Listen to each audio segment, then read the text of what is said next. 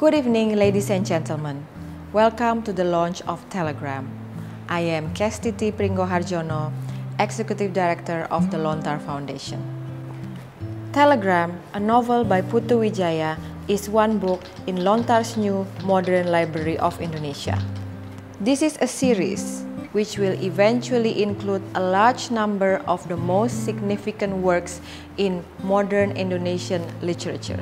In the next few years, we plan to release a minimum of 50 titles in this series. We will tell you more about this series later. But first, let me introduce you to John Magelin, Lontar's Chairman of Board of Trustees, who will tell you more about Lontar's vision, mission, and goals. The Lontar Foundation is a not-for-profit organization established 24 years ago by myself and 4 Indonesian writers, Gunawan Muhammad, Subagio Saswardoyo, Sapardi Djoko Damono, and Umar Khayyam. Lontar was established on October 28, 1987. The choice of our date, October 28th that is, was intentional, for that is National Pledge Day, or Hari Sumpah Pemuda in Indonesian. That's the day in 1928 when the youth of Indonesia decided that henceforth there would be Satu Nusa, Satu Bangsa, Satu Bahasa, one language, one culture, and one people. The foundation was established to promote appreciation of Indonesian culture, primarily through the translation of Indonesian literature into English. All of our other activities go towards supporting that goal. The heart of Lontar's activities program is its publications division. And since Lontar was founded, the foundation has focused much of its energy on the printed word, producing translations of Indonesian literature, drama, and poetry, as well as scholarly works. Thus far, we have published translations of works by more than 250 Indonesian authors, ranging from Abdul Muiz, who wrote in the 1920s, on up to Dewi Lestari, one of Indonesia's most popular writers today. Foundation publishes its books under 3 different imprints: Lontar, Amanah, and Go Down. Books under the Lontar imprint are primarily translations of Indonesian literature.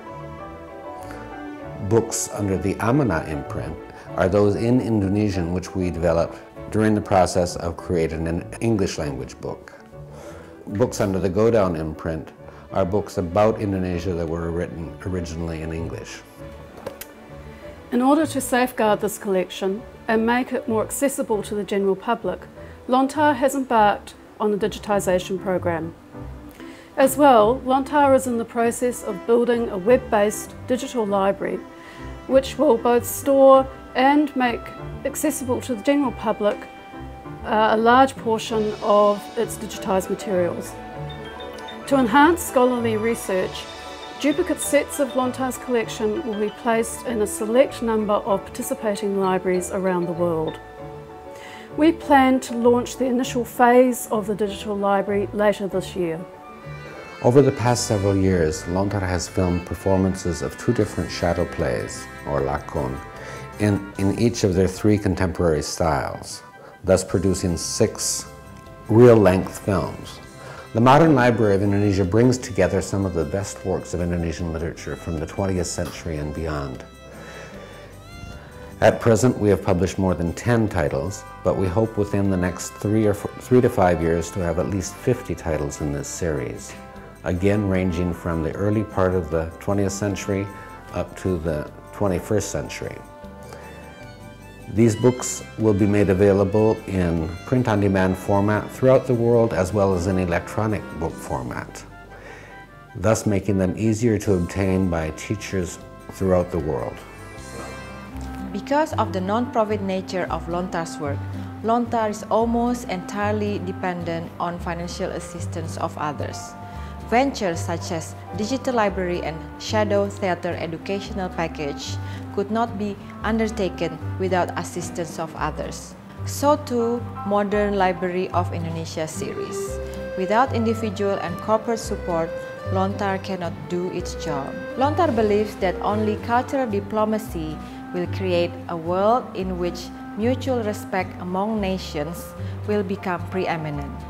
For this reason, On behalf of Lontar Foundation, I would like to end this message with a special thanks to Bapak Antonius Agus Triono, the Ambassador of the Republic of Indonesia to New Zealand. We would like to extend our thanks to the staff of the Indonesian Embassy and all other people who made this event possible. This includes Ibu Afina Burhanuddin, Marco Sozongni, Stephen Epstein, and many others. In closing, we wish you a pleasant evening.